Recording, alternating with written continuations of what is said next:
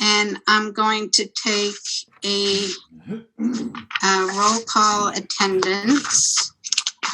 So Charlie Ketchen. Here. Lucy Prashker, that's me, I'm the chair from Alford. From Egremont, Tom Burkle. Present. Danelle Kelly.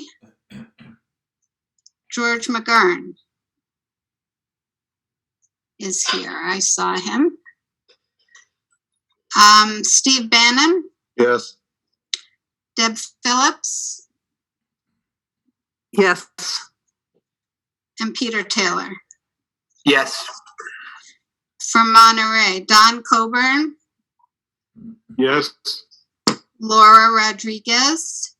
Hi, I'm here. And John Silbert. Yeah, I'm here.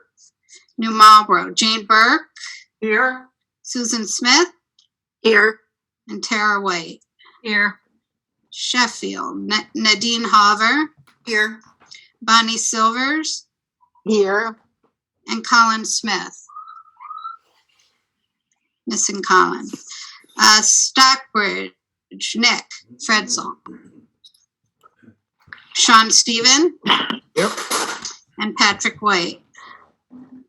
I thought I saw Patrick. Patrick, you here? Yes. West Stockbridge, Roger Kavanaugh. Here. Marie Ryan. Here. Molly Thomas. I see Molly. I see Molly's name. Molly, are you here?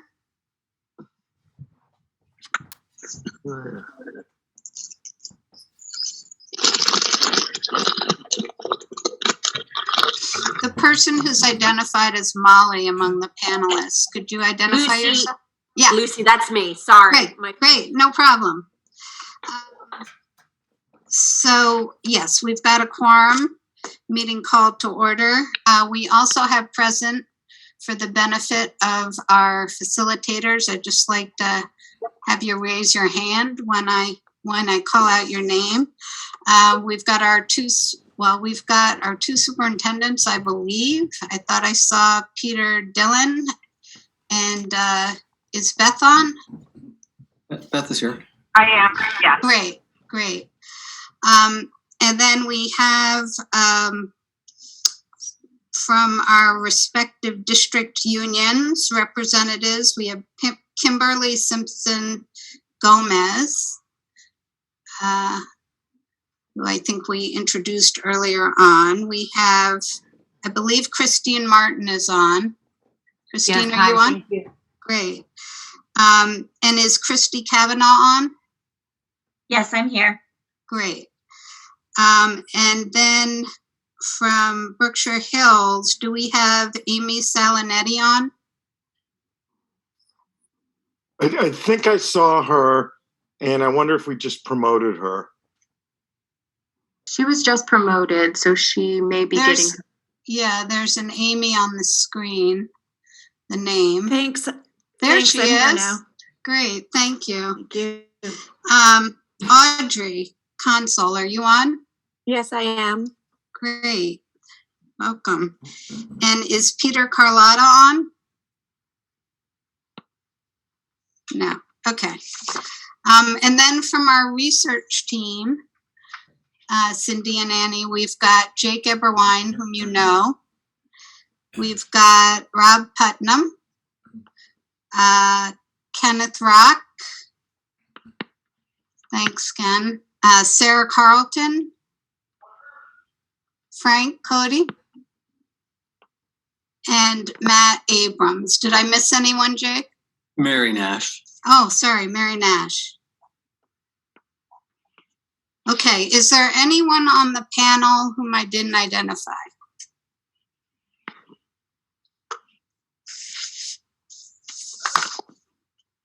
All right.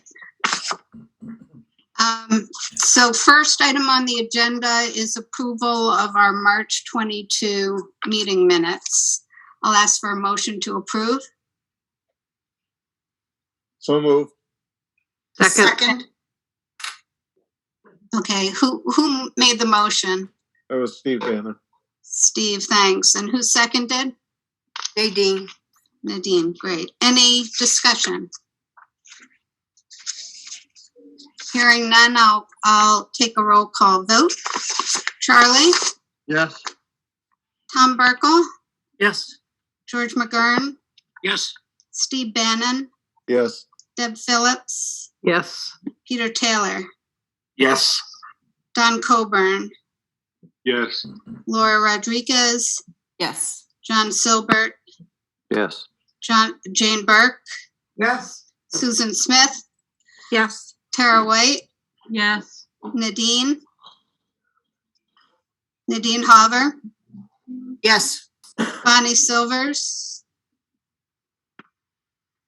Bonnie?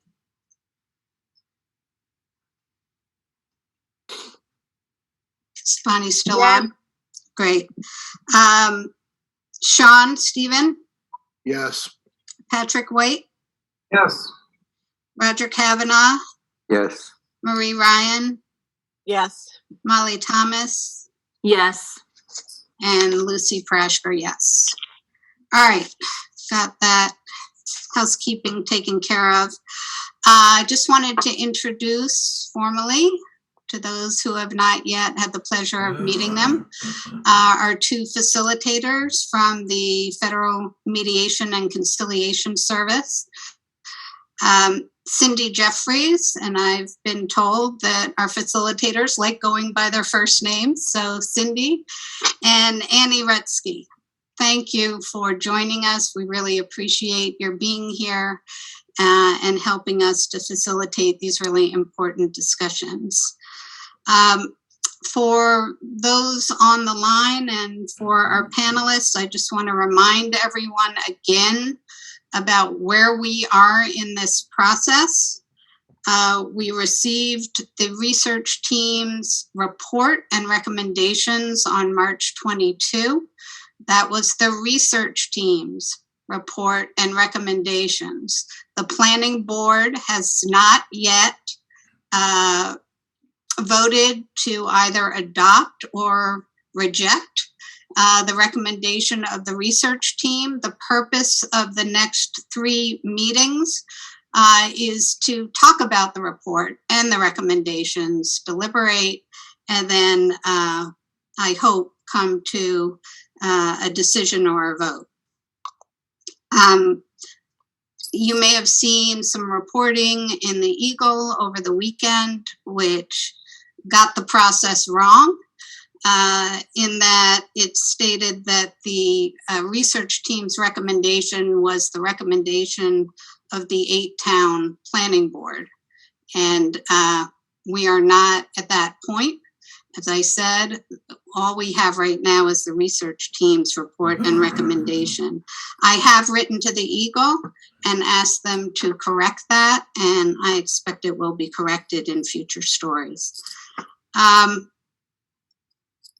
So I am going to be turning the meeting over to our facilitators. They will have the job of recognizing those on the panel, and the panel includes not just our planning board members, but our union reps as well, together with our research team and the superintendents. And so I will be turning over to the facilitators the job of recognizing those of you who would like to speak. We should follow the same process we've been following all along, which is you should raise your hand and be recognized before you speak.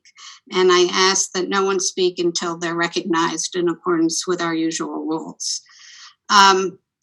We don't have many guest attendees tonight. But for those who are on, I wanted to let you know that we don't plan to take public comments at the end of this first deliberative session, but we continue to encourage everyone to get us their comments or questions and to submit those either over the website or, if they prefer, in an email to us. And the email address, which is in the minutes of our last meeting, is 8towns rsdpb@gmail.com. Easiest way to get us your comments or questions is by simply clicking on the contact button on our 8towns.org website.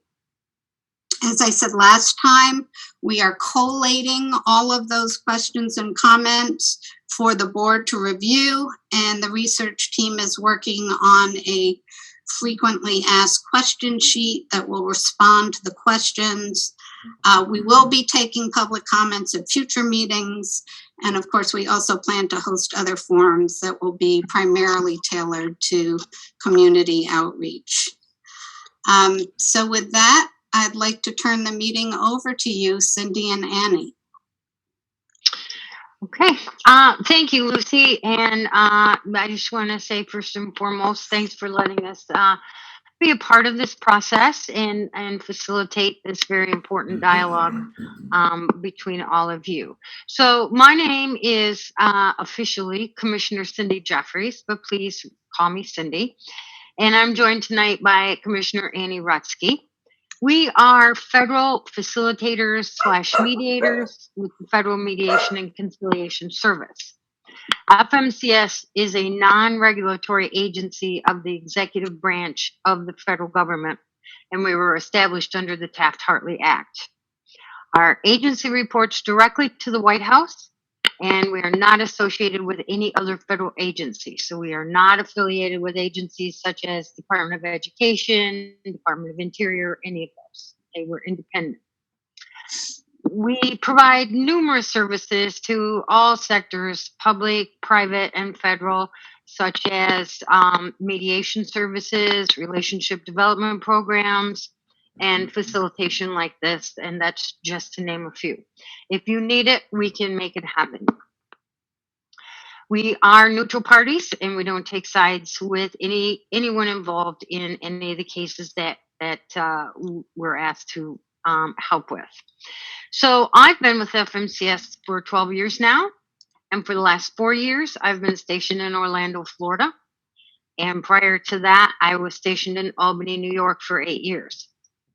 When I was in Albany, I covered New York State up the 87 corridor from Kingston to the Canadian border, the entire state of Vermont, and the western part of Massachusetts, which obviously includes Berkshire County. So that's just a little bit about myself. I have extensive background working with all levels of education and in the academia world. I will let Annie introduce herself, and then we'll start moving forward.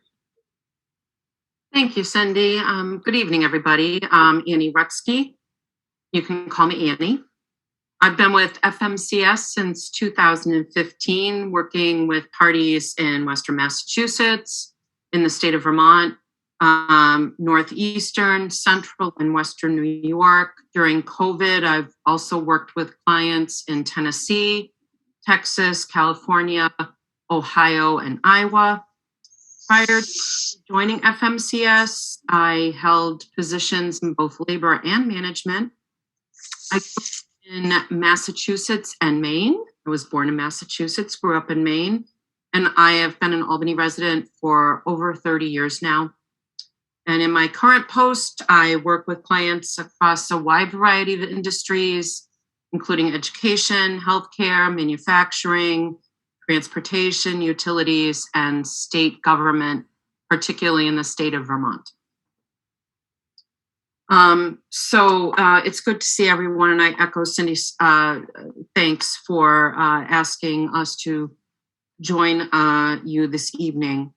So we are here to facilitate a dialogue between all of you, and we're scheduled for 3 of these facilitated discussions in April, in this month. We are process experts. We are not subject matter experts. And the plan is to work through the 3 models that the research group has presented and the 7 scenarios within those 3 models. The objective here is to have a full discussion of not just the scenario and the research team recommendation as the preferred model, which is Model A, Scenario 2, and the team's second choice, or Plan B, Model C, Scenario 2, but all the scenarios that board members feel have significant potential. We don't want to spend time on scenarios that no one feels are worthy of further discussion. So for each of the three models, before we begin the discussions, we'll be asking each board member and union representative which of the scenarios within each of those models they believe to be worthy of full board discussion. You can respond by saying none, all, or you can select one or more of the identified scenarios within each model.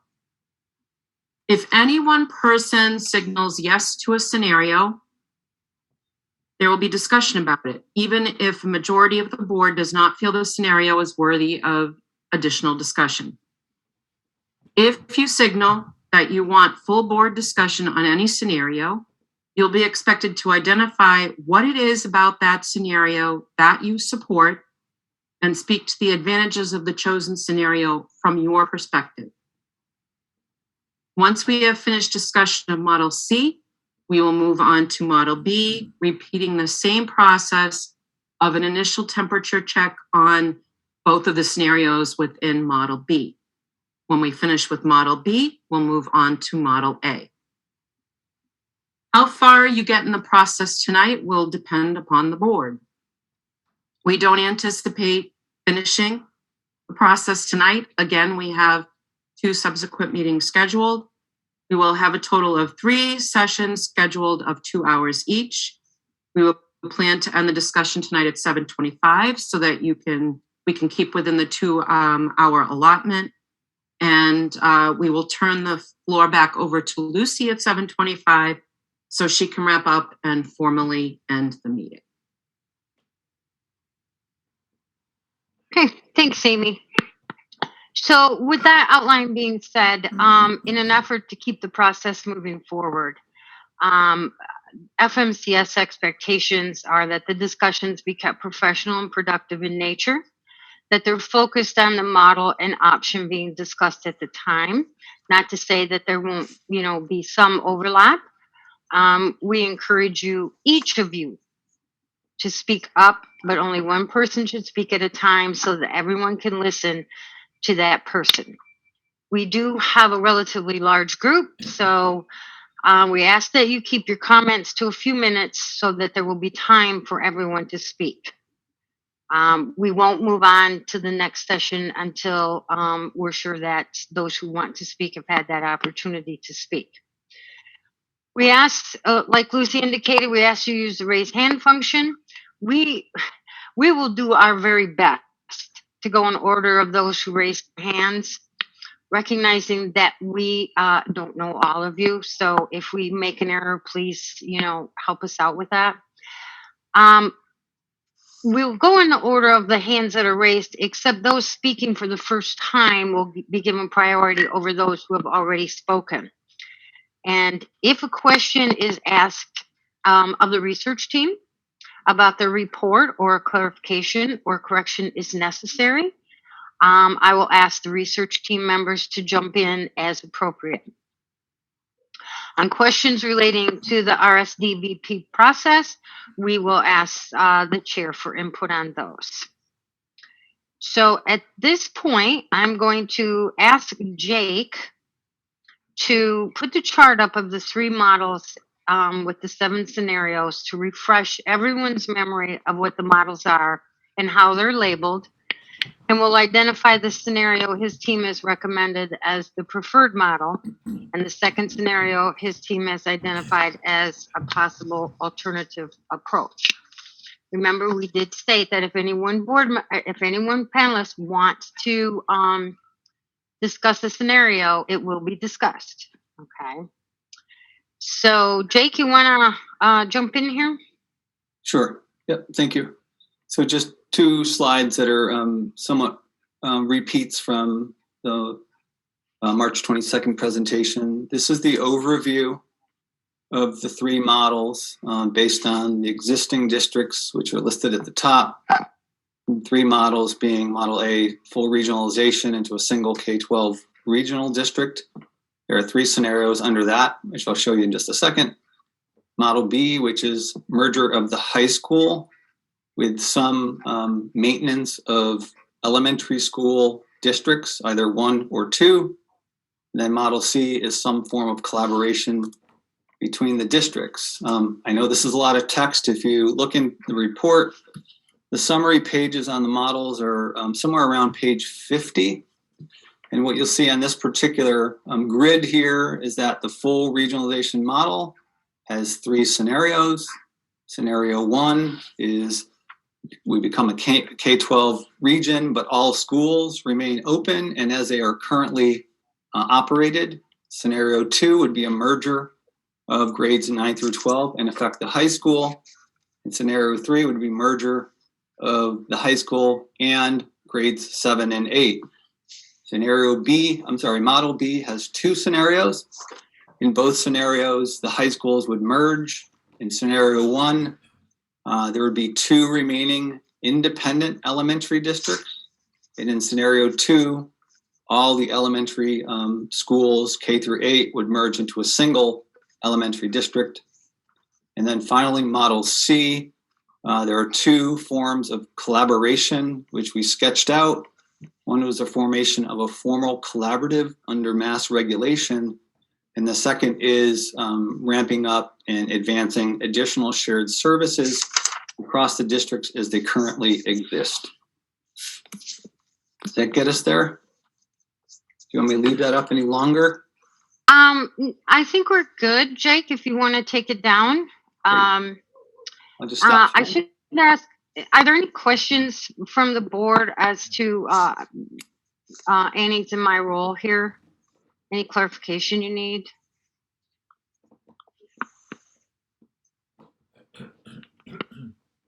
Okay, Jane, you have your hand up?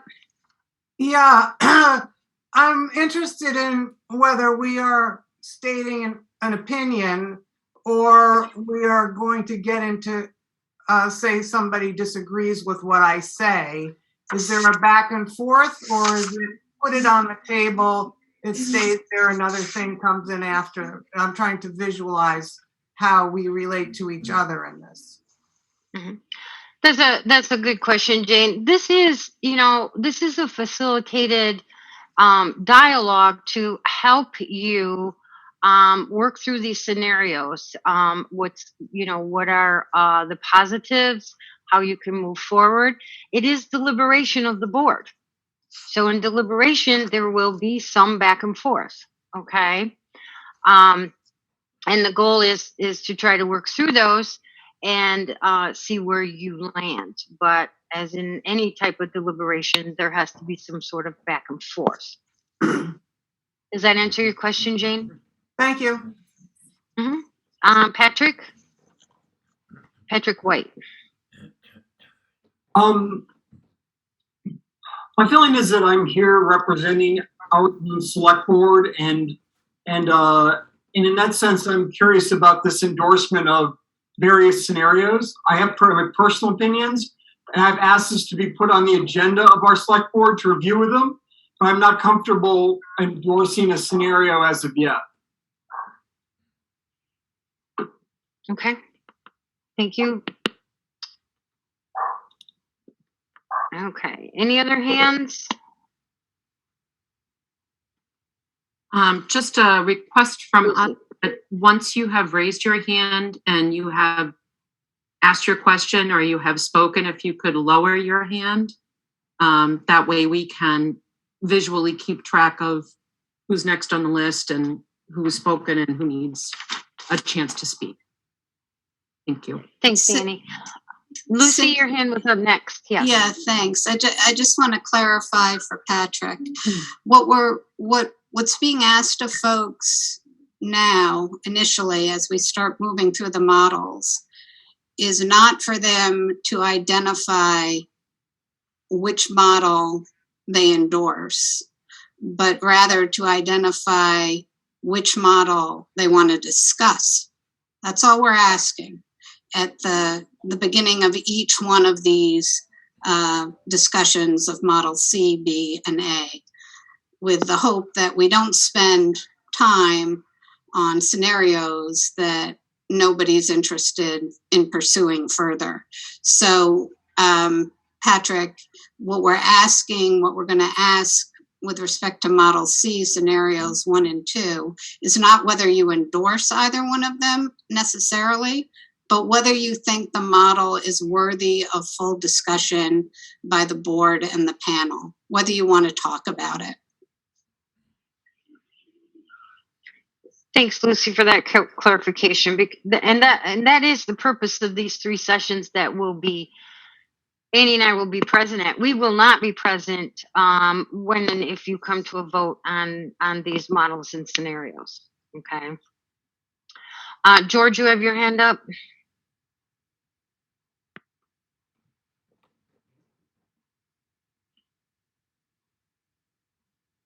Are you on mute, George? Indeed, I was. Thank you. Okay, you're welcome. Better. Well, actually, I wanted, first of all, welcome you, Cindy, and Annie. Our paths have not crossed, but the Federal Mediation Service and my path have crossed from time to time. But I was really impressed with not only your background, but the fact that you are us. I mean, you understand this area, which is very, very nice. Welcome. But I also want to say I'm on the select board of Egremont, and I agree with Patrick that this is something we got to be very careful about how we discuss this, because this is, to repeat again, our first deliberation. Thank you.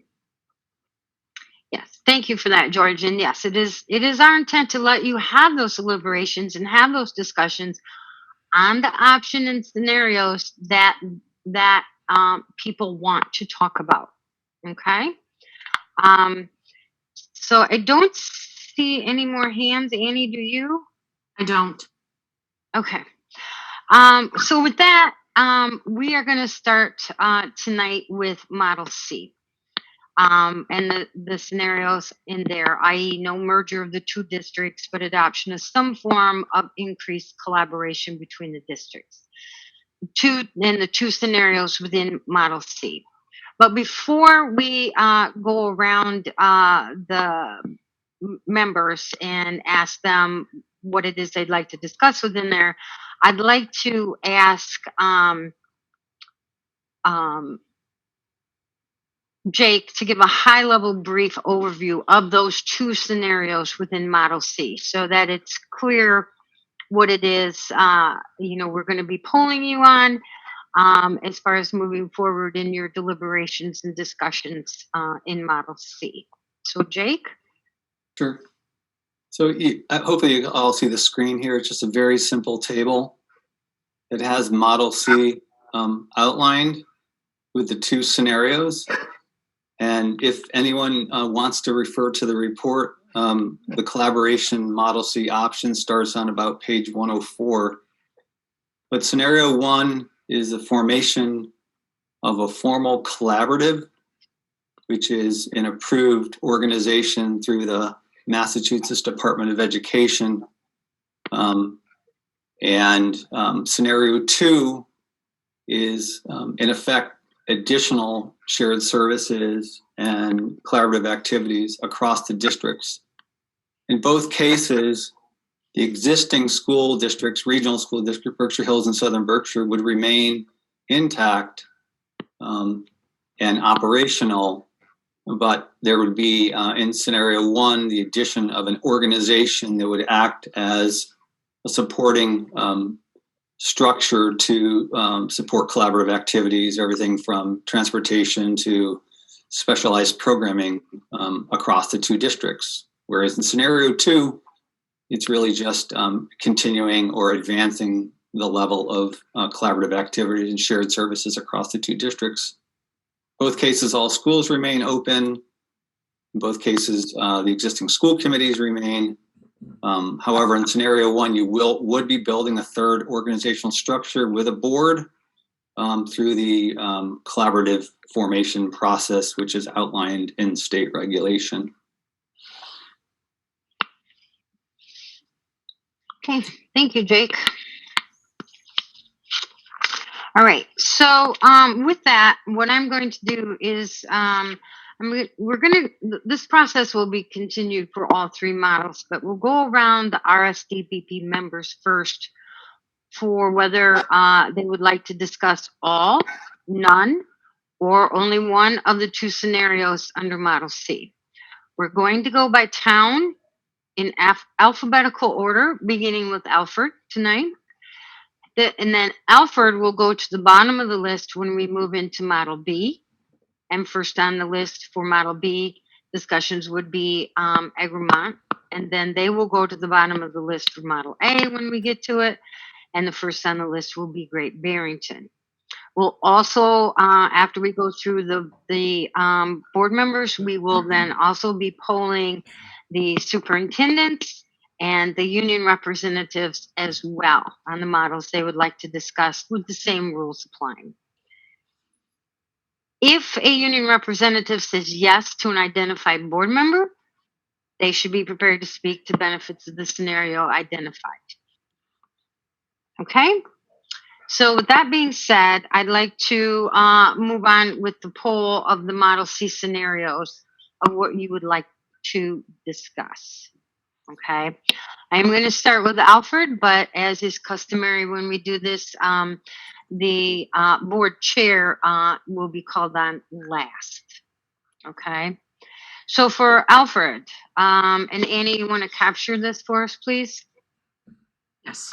Charles Ketchen, of the scenarios in Model C, what, if any, of those do you would like to see full board discussion? This time, none. Pardon me? None at this time. Okay. For Egremont, Thomas Burkle.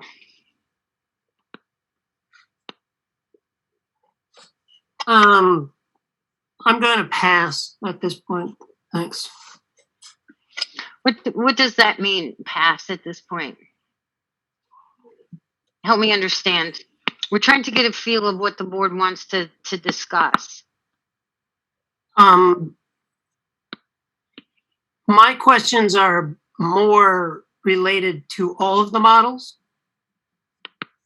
and not specifically to any one of them.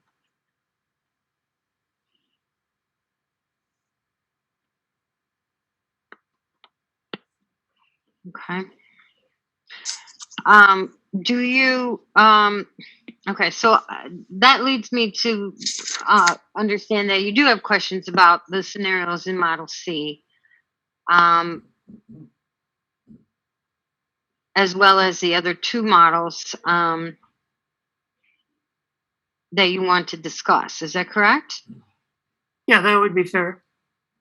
Okay. All right. Danielle Kelly? Danelle is not on tonight. Oh, you're right. I have an absent next to her. Thanks, Lucy. Yeah, sure. Okay, George McGurran? I would agree with everything Tom Burkle said. So at the moment, I'm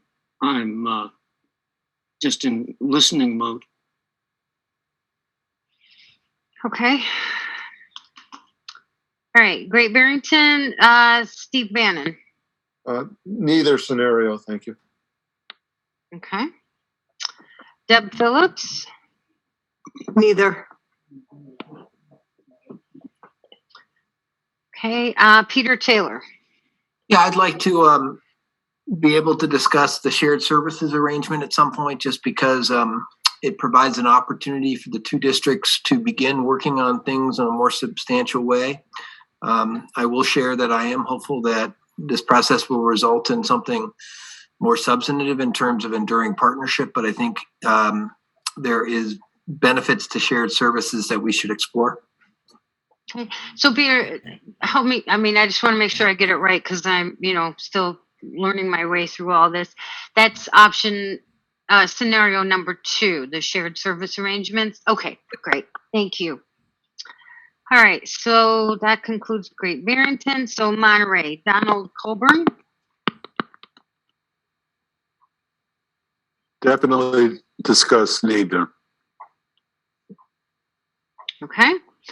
Laura Rodriguez.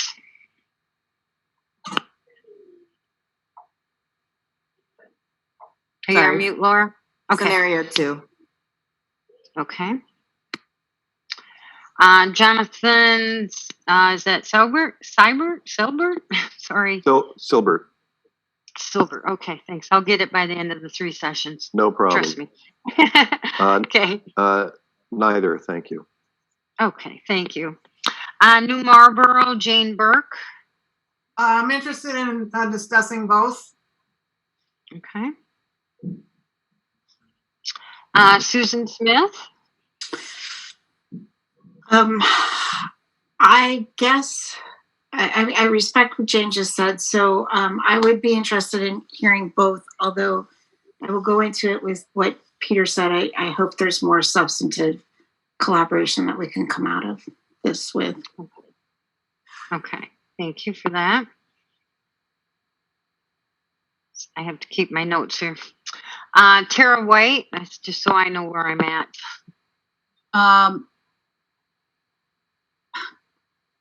I'm struggling with it. I'm struggling because I would hope, like Peter Taylor said and Susan, that it's something more. I don't know if it's enough with the number C for just doing collaborative for all of us. So Do you feel that having further discussion on that might help you with some clarity? no, I don't think it would help me with clarity. No. Okay.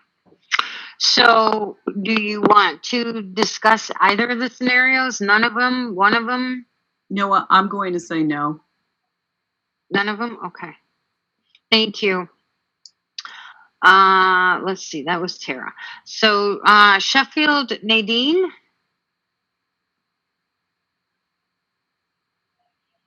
I'm not really interested in discussing either.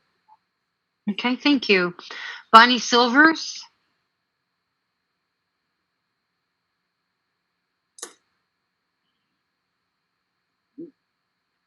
Bonnie, are you on mute?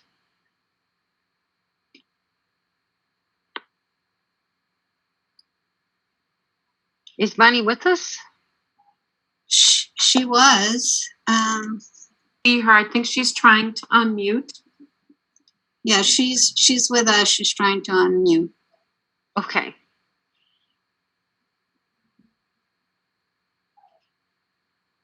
Maybe we can come back to her. We can Oh, there back she to is. her. Now, Okay. sorry, I'm having to do this on my phone. Oh, no worries, Bonnie. I just came back from dropping my computer off to be repaired. But I am definitely interested in both scenarios. And I would like further discussion of what the overlay would mean in terms of a formalized, like, third organization for a collaborative. But I'm definitely interested in discussing both. Okay. Thank you, Bonnie. Appreciate it. And I believe Colin Smith is not with us tonight, correct?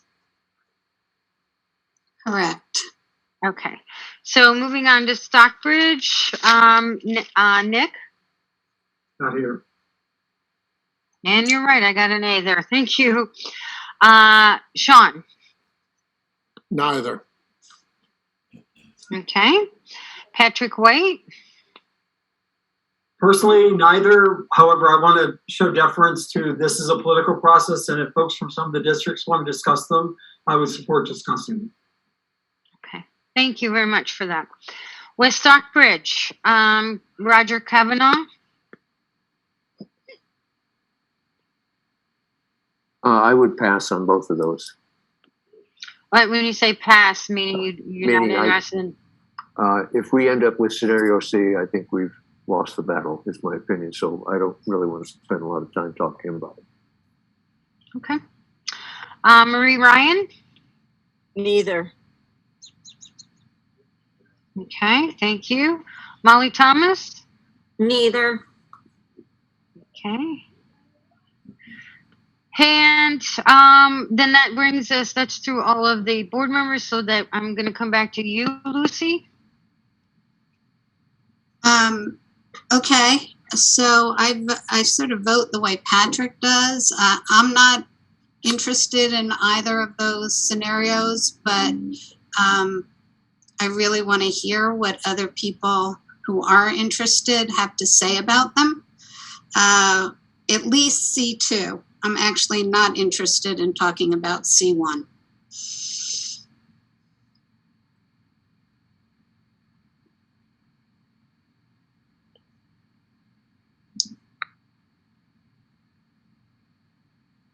I'm so sorry about that. My 2-year-old grandson decided he needed to kiss goodbye. I apologize. All right. Thank you, Lucy. So then with that, I'm going to move on to the superintendents and our your partners, participants from the union. So Peter Dillon. I'd go with neither. Okay, thank you. Beth. I would go with both. Okay, thanks, Beth.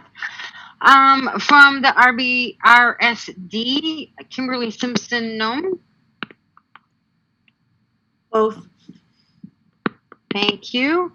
Christine Martin. The second scenario. Thank you. Thank you. Chrissy Kavanaugh. I would also like to hear more about scenario C2, especially as far as shared services. Okay, thank you. All right, and then from the BHRSD, Amy? I don't have any questions about that one. Thank you. Okay, but what we're polling is, would you like to have any full board discussion on either of those scenarios? No, thank you. Okay, thank you. Audrey? Neither. Okay, thank you. And Peter was absent, right? He hasn't joined us yet. Okay. All right. So with that, according to my notes and according to what we stated earlier, that if even one person from the board wanted to have further full board discussion on any of the scenarios, it would take place. So there is, there are some people that want to discuss both. There are some that just want to discuss option 2 and some that want to discuss none of them and some that passed. So with that, I'd like to open up the discussion amongst the panelists on, let's start with option C, scenario 1. If we talk about 1 and 2 at the same time, I think that's bound to happen. They're going to have some, compare and contrast, I'm sure. So if you would kindly raise your hands, we can open the floor for that discussion. Okay, Jane? Well, I've been in the Berkshires for many years and have lived through the successful existence of a structured collaborative.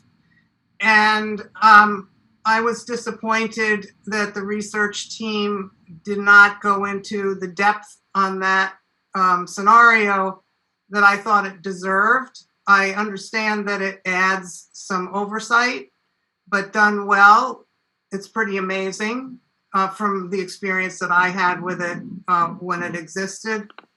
That's the Southern Berkshire Educational Collaborative that I'm referring to. And I'm also very interested in building relationships between the two districts. And that tells us a lot about how well we would do in a regionalization. So I would go with either of the two models. I'm not afraid of putting a structure in there because it doesn't necessarily have to be overbearing. And the regulations as they stand now seem to be flexible enough that we could craft it. I looked online about what that involves, that we could achieve that if we felt that we needed more structure than just the shared services. Thank you. Okay, thank you, Jane. Others? Kimberly? Hi. So, to sort of echo what Jane said, but also, I've heard a lot about the previous collaborative that was effective. And I think it would be important to look critically at what was effective and what was successful, and also what was the breakdown. Because I think no matter what happens, collaborating is necessary. And no matter what model. And I think that looking critically at these components of the success and breakdown of that collaborative are really important to understanding how any sort of shared services or regional district might work or not work. Okay. Thanks, Kimberly. And you're Kimberly from the SBRSD, right? Correct. Okay. I'm just trying to associate things here. Thanks for the help. All right. So next I had Bonnie's hand was up next, and then I believe Peter Dillon, and they're popping up all over the place. So let's go with Bonnie because I know she was next. Okay, thank you. I am interested. Having worked for a short period of time with the Southern Berkshire Educational Collaborative, when there was strong leadership, it was really performing a service for our districts. And I'm not overly excited about imposing another structure, but I want to hear more about it. And I agree with something I think it was Jane said, is collaboration, even if down the road we head into other scenarios, is really important. And knowing that this will be probably a several-year process, I think that even if this becomes staged, and knowing where our two districts, where it doesn't get much publicity, do work collaboratively on different efforts, I would want to explore collaboration. So I'm willing to have both. I'd like more information on the upside and the pitfalls of imposing, I said this before, an additional structure. But I think the collaborative method for us is very important. Okay. That's it. So thanks, Bonnie. If I heard you right, you're not overly on board necessarily with the third structure because you want more information, upsides, pitfalls, that kind of information. Is that correct? That is totally correct. But you do feel that collaboration is needed. Absolutely. Okay. Thank you. All right. I appreciate that. Peter Dillon. Yeah, I think actually Don was ahead of me if you want to call on him first. Thank you. I appreciate any help y'all want to give me because my screen keeps jumping around. So, Donald. Thank you. Collaboration is wonderful. I believe in collaboration. But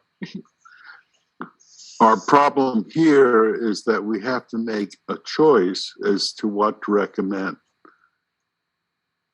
To me, the problem of collaboration is that for the most part, it merely addresses the question of, can some money be saved? What it doesn't address is the problem that is increasing of declining enrollment.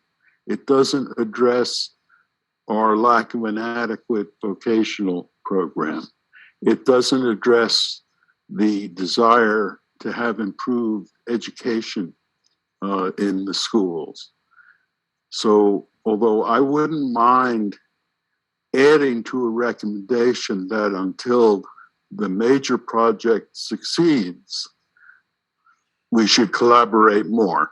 And to help in that regard, I think the serious choice is, are we going to really do something about education in the Berkshires, or are we going to give up?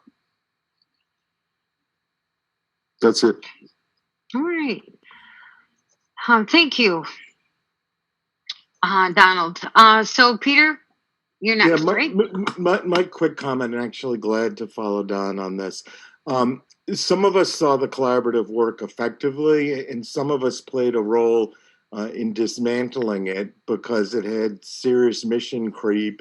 And I think at the tail end, its only purpose was to raise money to sustain the organization, right? So I'm reluctant to create another structure that'll require additional funding. I think that's why some number of years ago, many of the people on this call made the tough decision to shut it down. Okay.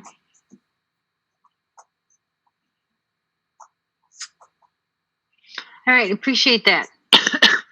I believe Patrick White was next, and then Peter Taylor. I completely agree with Don, and he said it way better than I could say it. I would just add that, with only slightly over 100 students in our district, the voters of Stockbridge already decided to unilaterally increase their capital contribution. And I don't know how many times you can go back to the well for added funding for education quality without having some savings that something like combining the districts and the high schools might provide us. And I think that rather than force the voters to make those decisions without looking at something like a merger, it's much better to look at ways in the face of declining enrollment to provide them with a path that gives the students the best education possible. That's it. Okay, thank you. Peter Taylor. Don and Patrick. Oh, it's Patrick. Okay, never mind. No, Yeah, I think Don and Patrick, did a nice job summarizing it. I think almost from our first meeting, which was together in Stockbridge 2 years plus ago, we recognized that educational quality was going to be the proposition, was going to be the driver that was going to bring real results to our communities and, most importantly, to our students and our economy. And so I for the shared services piece, which I think might be an incremental step in the right direction, I do not see the enhancements to educational quality that I think are really important in terms of an outcome of this process and moving the educational landscape forward. Okay, thank you. All right, I'm just looking at the list here of, okay, Roger? Thank you. I just want to make a quick comment, maybe to clarify the remark I made before. I looked at these sets of models and recommendations and the models and the scenarios. And I guess when I look at them, I'm looking at things that say, okay, we can't choose them all. And therefore, to me, Model C, the collaboration model, if I'm looking at, the variations on mergers and such, that, it just falls to the bottom of the pile. I don't discount the value that people are talking about in collaboration, but I'm looking at the set of selections that the options that we have, and I don't see a lot of value in focusing a lot of attention on options on Model C until we've really sorted out the other more, I think, meaty models. But that's an opinion. Thank you. Thank you. Jane, you have your hand up? Yes, I think people are having a rather narrow view of what collaboration is allowable and doable, because we've heard teachers talk about wanting to collaborate intellectually and sharing students or after school activities. The original collaborative had a very good vocational offerings. I think we're misunderstanding collaboration if we just think it's transportation or secretaries or something like that. And that's what I feel is missing, because we haven't had an imaginative look about what collaboration really can be. Thank you. Okay, thank you. Sean, I see your hand up, or Laura, you were next. You haven't spoken. Sean hasn't spoken, and then Kimberly. So Laura? Hi, Jane, I appreciate your expanded view of shared services. That's super helpful. Just in regards to scenario 2 with shared services, I guess the reason I'm drawn to it within this discussion is that it's something that this particular grouping of people can look at now and really act on. And I just think that would be like a tremendous sort of move in the right direction as we work towards any other goals that we can generate out of this grouping. Thank you, Laura. Sean? Yeah, we used to have a shared service committee with Southern Berkshire. It came to nothing. We met for a couple of years and nothing became of it. I'm not sure where we're supposed to go with this now. We've been through this process to collaborate.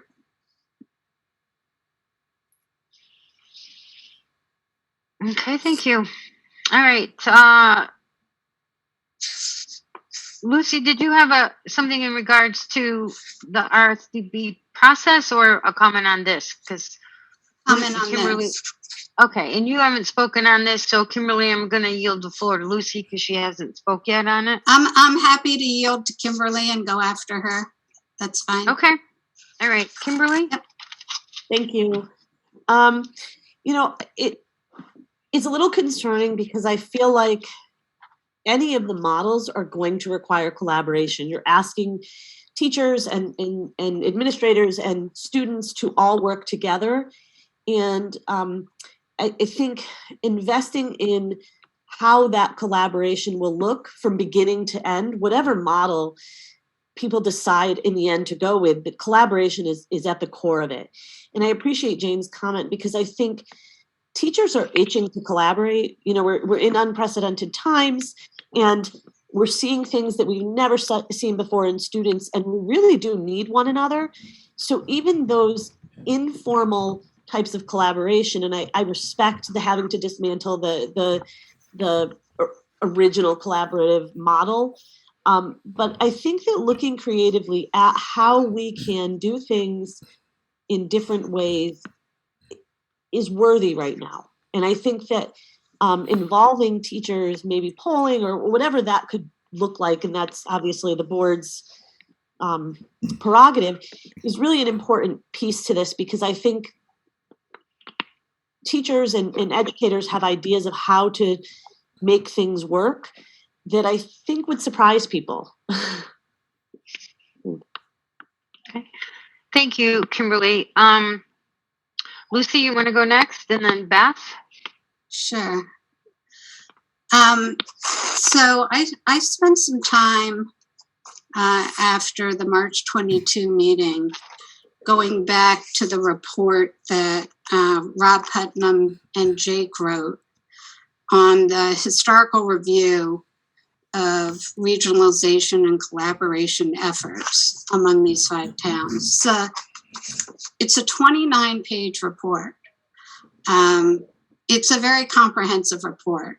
There was a lot of time and a lot of effort spent looking at the history of the collaborative efforts that have been made by the 2 districts over the last 50 years.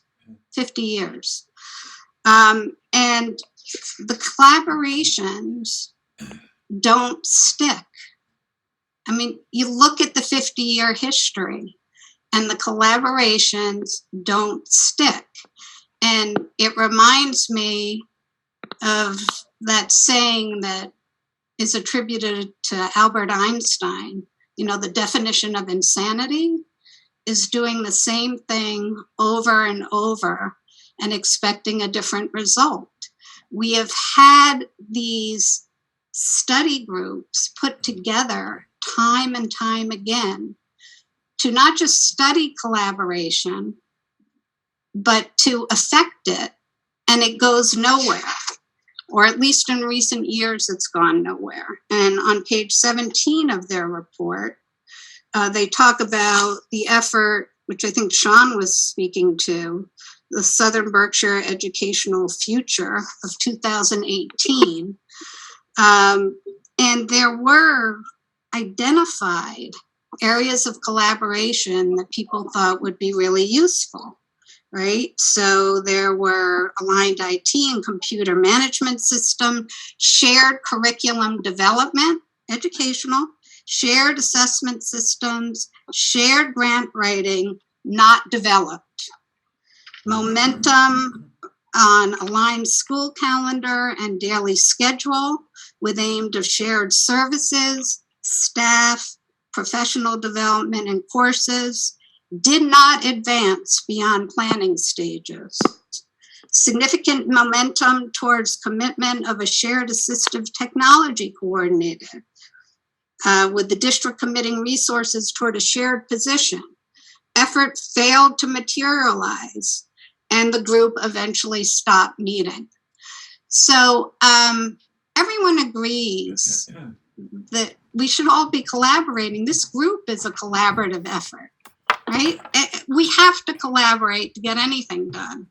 But the question here is whether we're going to default to collaboration instead of something more bold and something that might stick, because we're scared that moving forward with something more bold is going to be too hard. And you know, I looked at Jake's team's mapping of where even C2, the Plan B alternative that they presented in their recommendation, lies on the ease and impact chart that we've all been asked to use to evaluate these various models. And they have it under relatively easy to do, but of lower impact. I actually don't think it's easy to do. It might be easy to start. We've started it 10, 15 times, but it's hard, very hard to get it to stick and be effective. And so that's my concern. You know, collaboration, the C2 model, is something you don't need this board to do, right? Two school districts could have been collaborating over the last 2 years, over the last 20 years, without the involvement of the regional school district planning board. It doesn't require a town vote. It doesn't require a new regional agreement. You could be doing it right now. The fact that it's not happening right now says to me that it's actually sort of hard to do, and it's extremely hard to get to stick and implement. I would ask Jake and Rob to speak to answer the question that Bonnie raised about why the Southern Berkshire Educational Collaborative fell apart in 2008, 2009. I think its final death knell was in 2012, but let's look at why these things have not worked over the years and understand that the past, you know, the past likely is going to tell us something about the future in terms of whether a new effort of discussion of just collaboration is something that really is going to be successful and address the really serious challenges that lie ahead for these two districts. Thank you. Lucy, did you want, I know you asked a question of the research team. Did you want that addressed? Do you want them to address that now? I would like them to address it. Thank you. Okay, so Jake, I'm going to turn to you as to which of your team members would be best to address what Lucy asked. Sure. There's a short section in the report that talks specifically about the Southern Berkshire Ed Collaborative, and there were two studies, one quite extensive that did an analysis of the collaborative as it was, I think, on its way out. So I'm going to actually hand it to Rob, not to defer, but I feel like Rob did a lot of work on this, and he can probably synthesize it relatively quickly. So Rob, if you'll do that, I'd appreciate it. Thank you very much, Jake, and also thanks to Lucy for referencing this report. For those of you who are interested, the report is on the website, and pages 6 through 10 specifically deal with the education collaboratives. Just as a little bit of background, the concept or the legislation that made educational collaboratives possible is MGL Chapter 40, Section 4A, established in 1974. And that was basically, initially, collaboratives were designed to help with special education. And in fact, over the course of history of Berkshire County, there have been two collaboratives.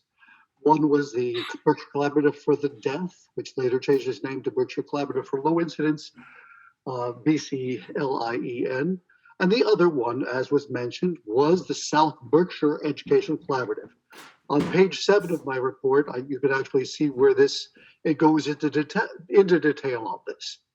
The Berkshire Collaborative, although it was established in 1975 and ceased operation in 2012, as Peter had mentioned, the time in which it was the most effective is 1975 to 1980. And as Bonnie and both mentioned, it did truly impressive work for the students of South Berkshire. The collaboratives was formed between Lenox, Berkshire Hills, Lee, and Southern Berkshire.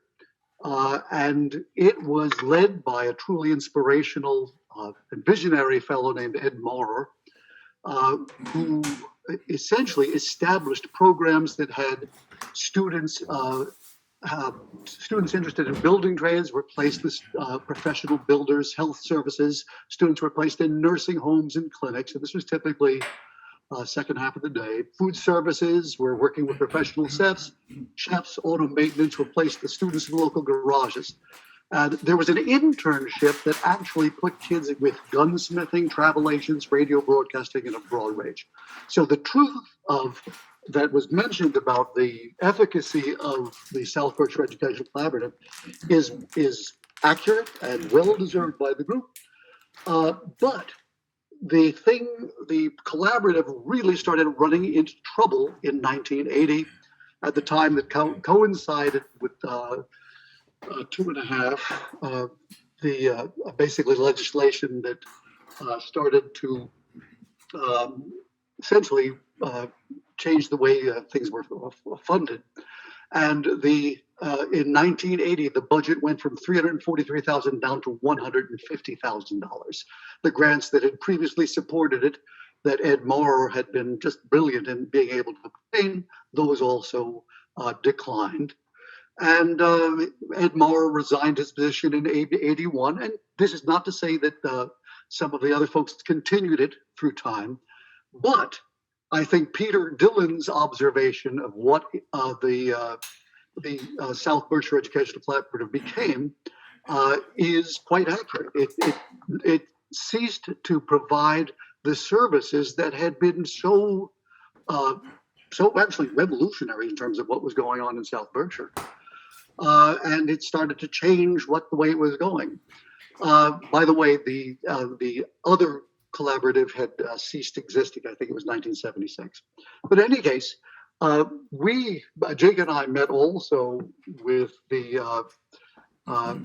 leaders of the executive director of the Massachusetts Organization of Educational Collaboratives, and we reported to the committee that Joanne Haley Sullivan, who is the executive director, did not think that a collaborative between two very small districts was a viable opportunity. And in fact, she mentioned that the creation of new collaboratives has essentially all but ceased. That what has been happening over the past 25 years has been the essentially the collaborative is being consolidating. Thank you very much, Jake. I can go on. I could stop here, Jake, if you think that's appropriate. Yeah, I think really at the end, there was a question around the value proposition that the collaborative was offering and how the towns were being assessed, concern about that. And some of the collaboration was occurring between the districts independent of the collaborative, which is, sort of ironic. But anyways, I'll leave it there, Lucy. I know it's a long answer. Although a quick thing is that one of the things that put our small collaborative, Southern Berkshire Educational Collaborative, one of the things that threatened it was that in the way it was organized, people could withdraw. And Lee actually withdrew from the collaborative for 6 months, I think in 1980, which threw the thing into disarray. And in one of our presentations, we had mentioned the fact that any sort of collaboration should be must be predicated on binding agreements. And I think the other point that Lucy brought up was the fact of the 2015 and 2018 initiatives toward collaboration. Those were just the most recent that the 1986 attempt at consolidation, which was 1986, that ended in suggestions for collaboration, which did not happen. The 1992 and 96 discussions, which never really went that far, those also ended in discussions for collaboration. The 2009 initiative, that was actually, I think Peter was just, actually I know Steve Bennett and Peter were Peter was just coming on board in Berkshire Hills at the time. But those two ended in suggestions for collaboration that unfortunately, as was mentioned earlier, did not come to fruition. I can stop there. I thank you for that, Rob. Lucy, did that answer your question? Yeah, thank you. Thank you. So I have Beth up next as she has not spoken yet, and then followed by Bonnie. Sure, thank you. I just want to say in my former role, I had the opportunity to work for 13 years with a fairly successful collaborative in Western Mass. We were part of the LPVEC. They handled a variety of services for the districts that participated. I believe the superintendents were obviously the managing partners with the executive board of the collaborative. It was like $6,000 per district to be a member district, plus whatever assessment was depending on the programs that we put together. They handled a variety of services for us, including transportation, the VOTEC, some special education programs and behavioral programs. And for those of us in the trenches every single day, the need for programs and services and places to put kids is paramount. And what we're doing is individually trying to figure out how to run programs. And even if we can collaborate a little bit, whether it's in the summer or whatever, it's not enough for what we're seeing lately. And I don't think people really can grasp that unless you're in the schools every single day. I think there's nothing wrong with being innovative in our thinking and saying we don't have to start from ground zero. They have an effective model that we could do a branch of here. And I think people would be open for thinking creatively about that. And I just want people to not close off the idea of that, because I think it could be incredibly helpful for things that we currently don't have access to. And I'm not sure any of the other models are really going to address that either. Because we still don't have the services out here, whether you put us together or you don't. So just something to think about. Thank you, Beth. Appreciate that. Bonnie? I hopefully unmuted myself. Yes, you could hear me. You did. Yeah. Good. I just have a few reactions, particularly after what Don Coburn and Kimberly said. And it also reacts a bit to what Lucy's saying. We're in a different place now. And I was listening to the head of the national, whatever your association, Beth and Peter, is, of superintendents, the person, not the head, the one who won an award for Superintendent of the Year. And he was speaking today about how the world has changed for our teachers and for our children and families as a result of the pandemic. And I think it was Don who made the point. There isn't a reason for us perhaps not to look at staggered response. I was not involved with the collaborative at the very beginning, nor at the end. I was brought on to do some staff development and design some material. And as a former union person, to me, it was great. The material I developed meant that all of the teachers involved in our districts didn't have to travel to get a degree of certification needed in special education that was required for all teachers. So the collaborative brought me in, I wrote the material, everybody had access to it. I don't know whether it was great, whatever, it was a degree of staff development through collaboration. And I think we need to look at what we are doing, and it may be, Lucy, off our missive or mission, but what we're doing now, we are not the same school districts of 10 years ago. We can't be all cocky about, we can survive no matter what. We've become much more expensive in terms of providing education. We don't know to what degree, but that we don't have the same enrollment as we did previously. And I think if we look carefully at how the 24 of us positioned ourselves today, I think there's additional work that we've brought on for our facilitators here if they examine, the breakdown. And I think that we need to look at the role of collaboration.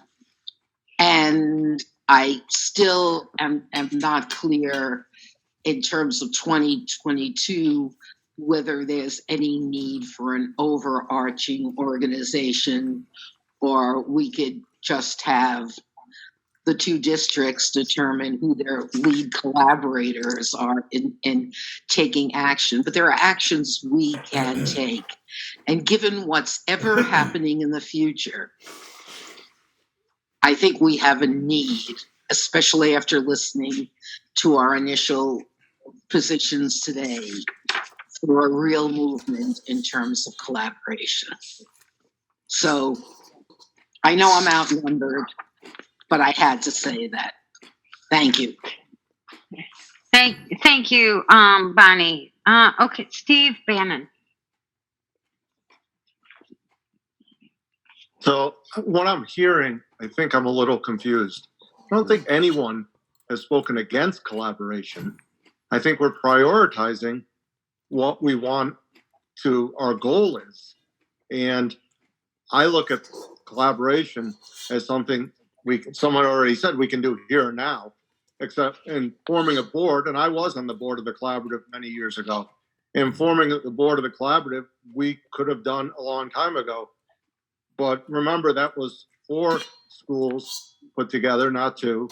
And I think we should shoot for a higher higher goal, not to just settle for collaborative. I think we should do collaboration every day.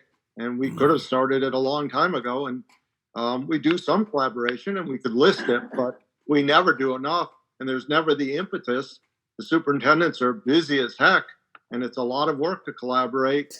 And I just think we can shoot much higher than collaboration. Thank you, Stephen. Jake. Yeah, I just want to make sure that folks emphasize that in all the models that the research team has analyzed and presented, our assumption would be that collaboration continues. So even if you all become a single K-12 district, if you look at the full list of collaborative activities that we've documented are currently happening, many of them would continue to happen because they happen in concert with other districts in Berkshire County. So I just want to make sure that folks understand that collaboration is happening and would continue to happen in whatever model you all choose to move forward with.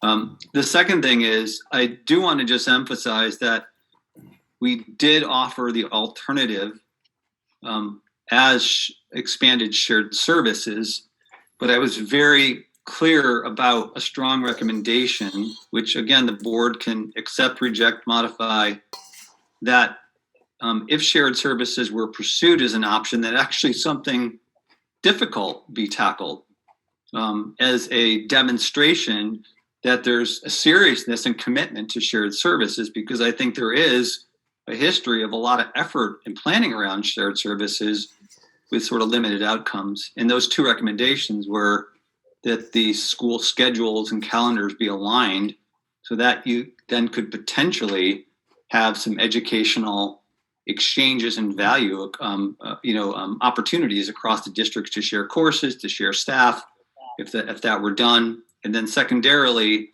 that one operational center be consolidated. So I just wanted to make sure I reinforce that part of our recommendation for the board. Thank you, Jake. Roger? I have a process question. I don't know whether this is for Lucy or possibly for our facilitators. When we presented with the array of models as a board, and Jake's team went through and selected out models for us, they made some recommendations. I may be the only person in the room, but I always looked at those as discrete choices. And the conversation tonight is leading me into thinking that maybe they aren't discrete choices, and that maybe through this facilitated discussion, the board is going to come up with a recommendation that's a blending of those models. And I hadn't allowed myself to think like that yet. So when I said earlier, I would park model C, it's because I thought the other two models were stronger for what we were trying to get accomplished. But clearly there's a very strong voice for collaboration, and of course that's a good thing. But I took the collaboration model as kind of like, well, that's my last choice, because I really want to see one of those other models come out on top, and then collaboration would be part of that, of course. So are these discrete models, or are we creating a new one as we go along? Lucy, you want to address that? I have some thoughts from a facilitator standpoint, but I think there's some process in there as well.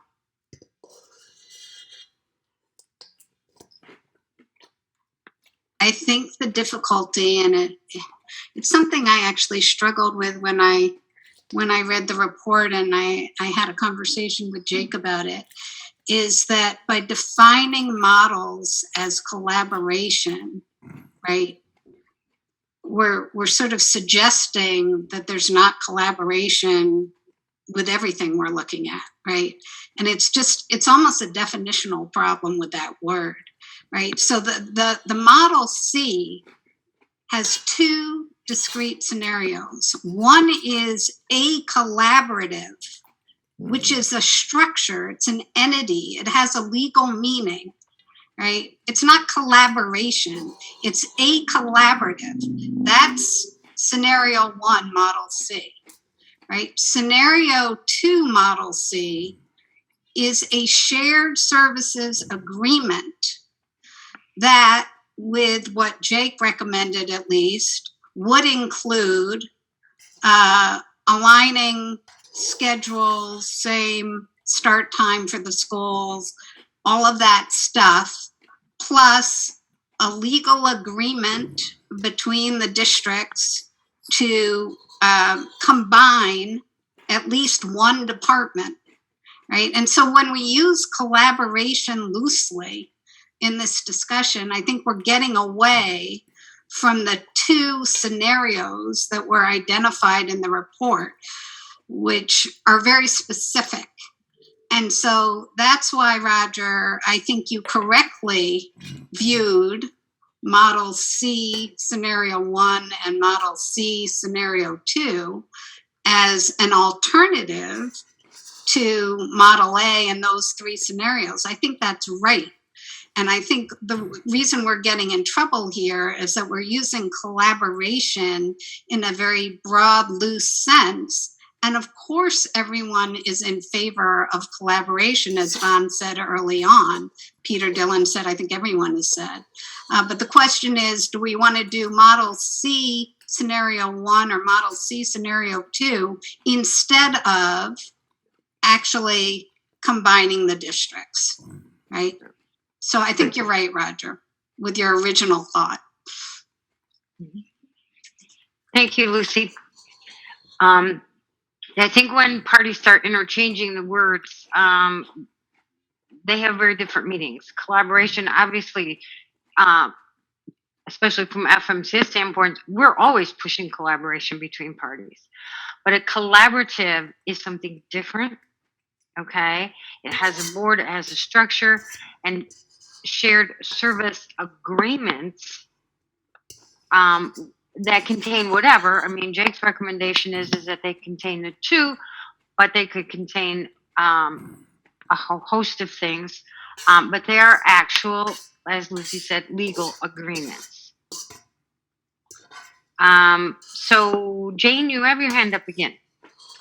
Please. Yeah, I have two short things. One is, I think Jake's been clear that any blending of these ideas together is up to us. I mean, they're not all boxed up and you have to pick one box off the shelf. So I think I certainly have heard that we can be creative. The other thing is, I just want to reflect on my time sitting on the Berkshire Educational Futures group that was trying to work on collaborative efforts. It was not a pretty situation. I became aware of a lot of tensions between the 2 districts and the way people were talking to each other. We came to an idea of a shared special ed position just about the same time that we got this invitation to talk about merger. And I never heard, as a member of that group, why we disbanded, but I think the air went out of the room when that happened. But our 2 districts getting together without a lot of friction, I can't imagine it, having sat around that table for many months and seeing how difficult it was to make movement. So I'm not going to disagree with that. A collaborative services is hard to do, but if that's hard to do, then regionalization's a whole other thing. So thanks. Thank you, Jane. I don't see any more hands right now, but in an effort to make sure that those who said that they wanted to have full board discussion on either one or the other or both, there are some people who indicated the desire for that we haven't heard from. So I'd like to offer you that opportunity to share any insight. And this is not meant to put anyone on the spot. I just want to be sure as a facilitator that I provide the opportunity. So, from my notes, Nanny, I don't know if yours are different. I know that Susan Smith said she was interested in talking about both, as well as Christine and Christy. So, do any of you want to give some insight here and some input?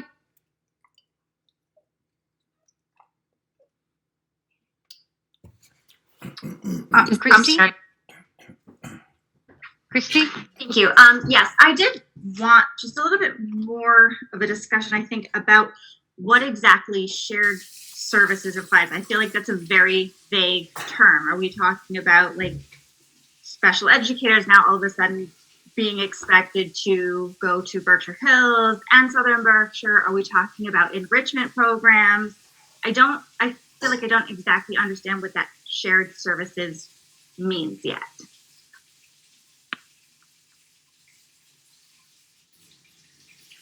Any insight on that? Are you looking for me, Cindy, to respond to that, or? I mean, the question is posed. I don't know if it's a research team that would have further information on what that, what does that mean? What does it look like? Yeah, I mean, we, in the report, there is a whole section on collaboration, starts on page 30. And it's described, as Lucy points out, it gets a little confusing with vocabulary. And I think I distinguish very specifically that when we're talking about shared services versus a formal collaborative. But shared services can be all kinds of things. It could be special ed programming, professional development, cooperative purchasing, grant writing, after-school summer enrichment programs, shared admin services, data services. There's all kinds. There's a laundry list.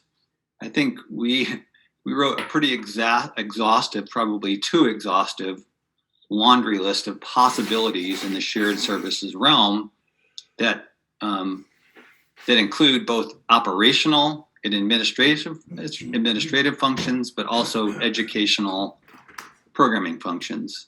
So I would just encourage folks to kind of go into that and review that again. A lot of the shared services agreements, just to be clear, can also happen through a formal collaborative. So you could share services around special ed or after school programming as two independent districts, or you can also have a third party, a collaborative, run those programs. So either way, you can sort of get to the same result, either as independent districts or through a formal collaborative. Okay, thank you. Did that help, Christy? Yes, I will be looking through that paperwork. Thank you. Okay, great. Thank you. And Susan has her hand up. Susan? Yes. Hi, thank you. I was hesitant when I was making my statement about wanting to talk about this position because I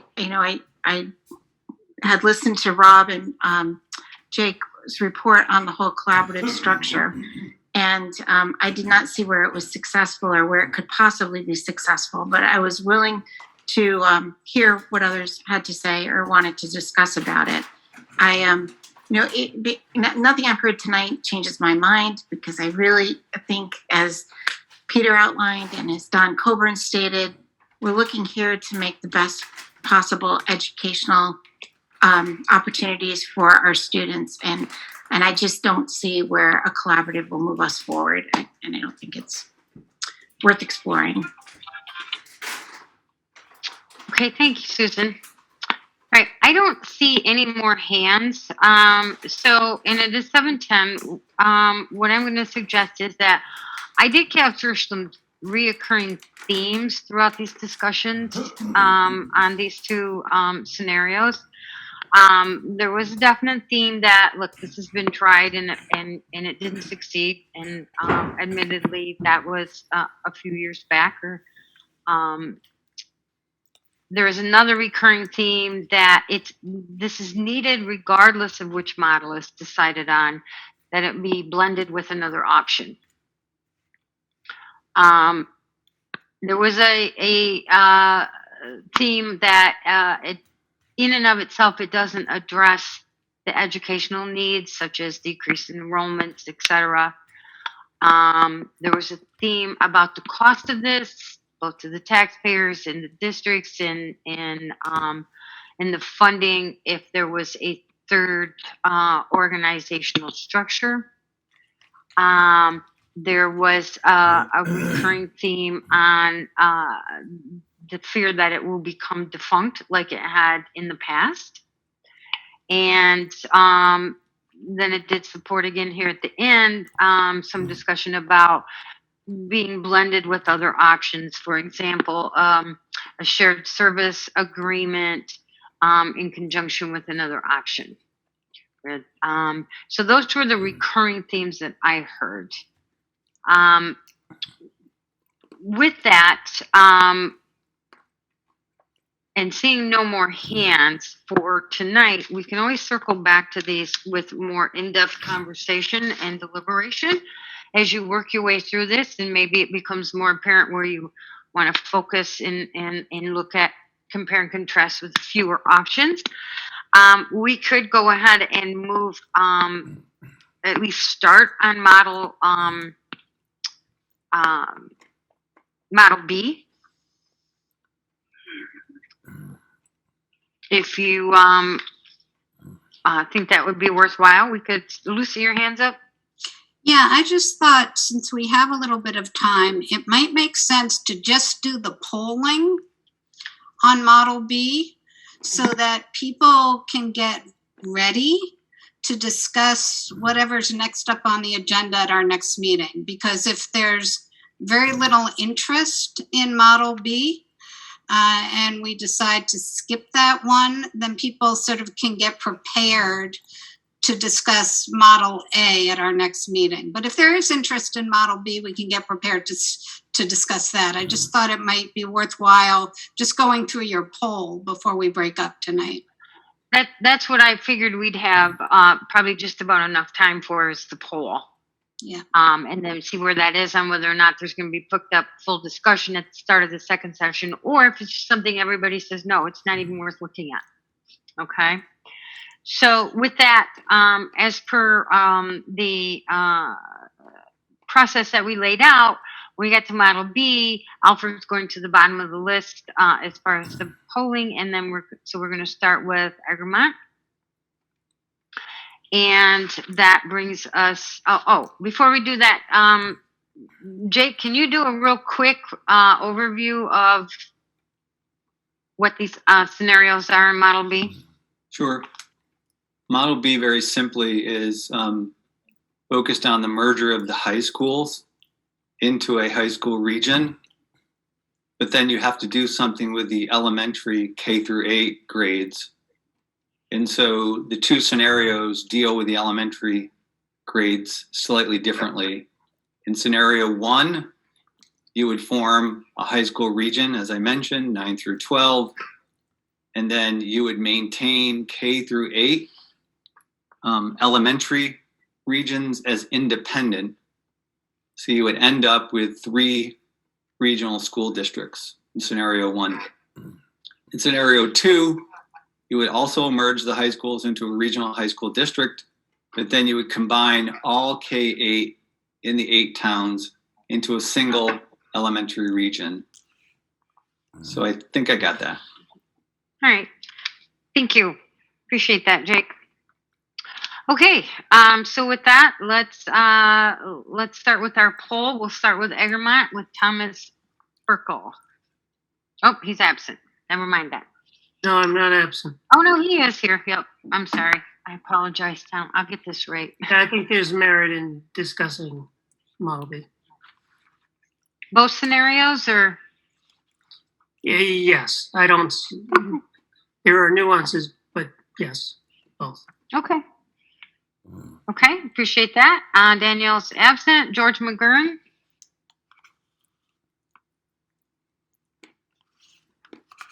George may be on mute. I think George may have left the meeting. I don't see his name listed. Okay, thank you. So Great Barrington, Stephen Bannon. I think it's worth discussing both options. Okay. Deb Phillips.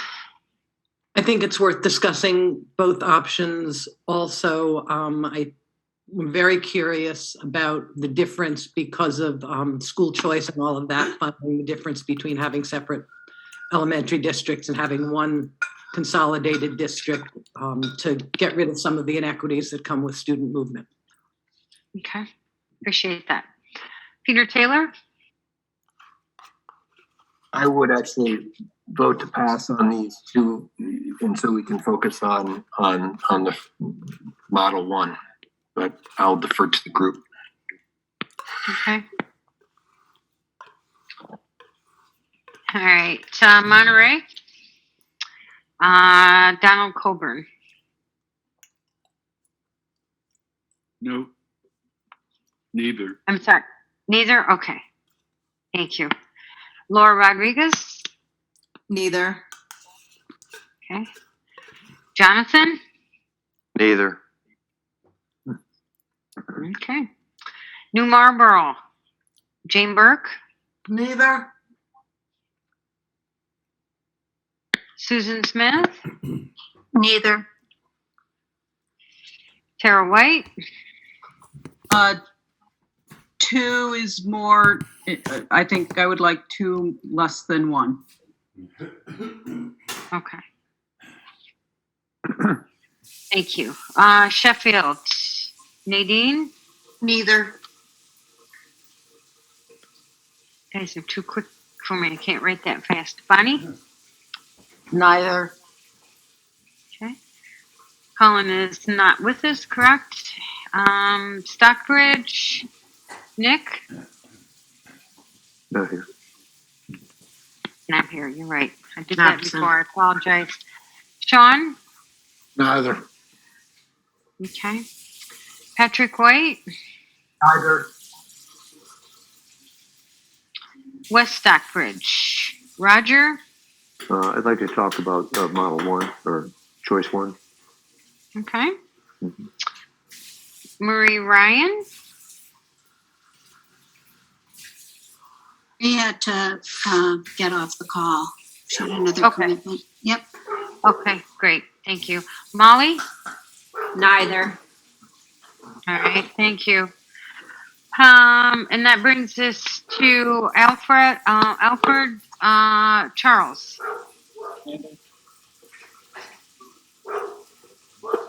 And Lucy. Neither. Okay. Superintendents and union representatives, Peter? If you would hold for a second, George McGurn is back on the line.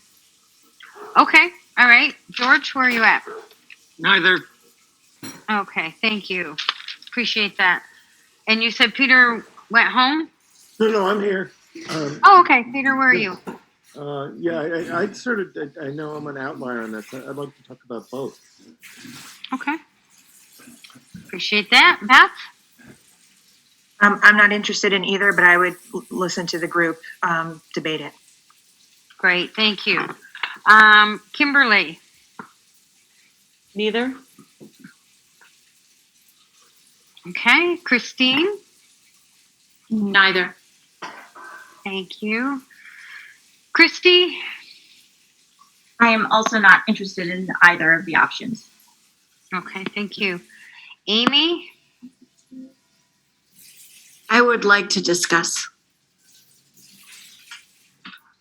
Both of them? Okay. Yes, please. Yep. All right. Thank you. And Audrey? I would like to hear what they have for both scenarios. Okay. And Peter is still not with us, correct? All right. All right. So as we stated previously, if even one person stated they wanted to talk about any of the scenarios and options, they would be discussed by the full board. So there has been interest expressed. So it's 7:20, Lucy. I don't think, from a facilitator standpoint, it would be fruitful to start that discussion. And would encourage all of the participants to take this information at hand and utilize it to, maybe go through the report in the section. Peter, could you identify the sections for this so that the participants could look at the reports focused on Model B? Sure. Model B in the report starts on page 92. And I would just encourage folks to review. It's about 10 pages long in terms of the structures, the advantages, the disadvantages, the financial potential savings or reinvestments. So Okay. page 92. All right, thank you. Hopefully that'll be helpful for you so you don't have to search through the whole document in preparation. George, you have your hand up.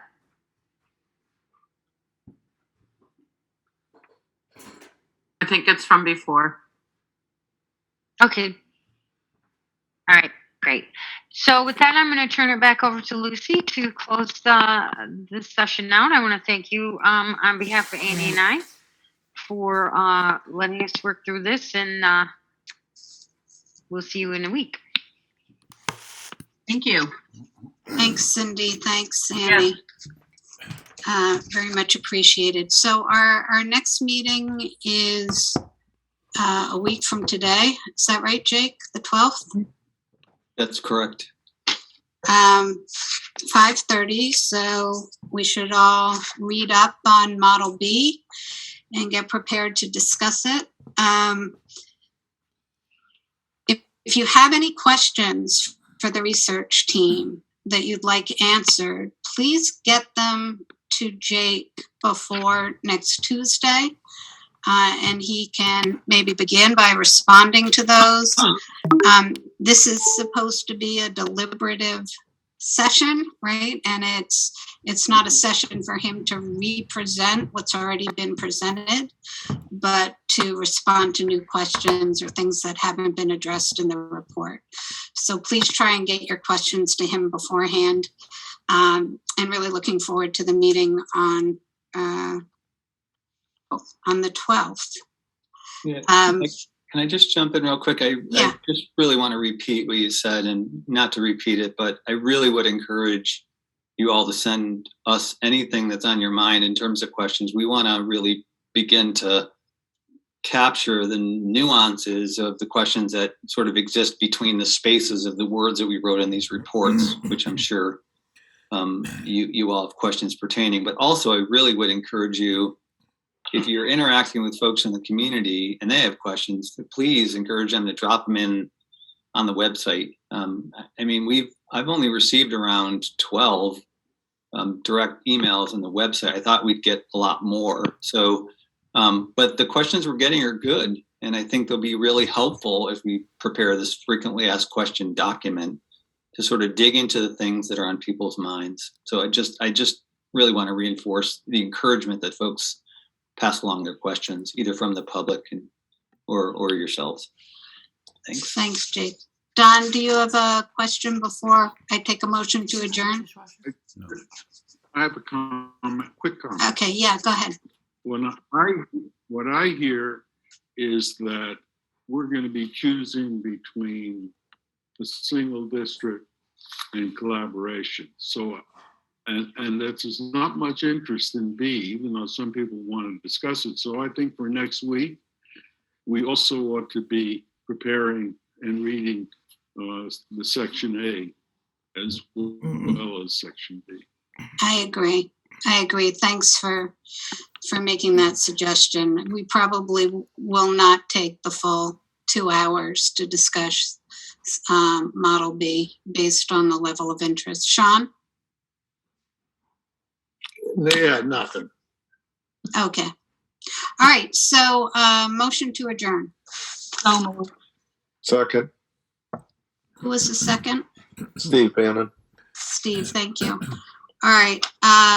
Roll call vote. Charlie, Yes. Tom Burkle, Yes. George McGurn, Yes. Steve Bannon, Yes. Deb Phillips. Deb, you still with us? Peter Taylor, Yes. Don Coburn, Yes. Laura Rodriguez, Yes. John Silbert, Yes. Jane Burke, Yep. Susan Smith, Yes. Tara White, Yes. Nadine, Yes. Bonnie, Yes. Sean, Yes. Patrick, Yes. Roger, Yes. Molly, Yes. and Lucy, yes. Thank you, everyone. See you Thank next you. week. Thanks. Bye, everybody. Bye.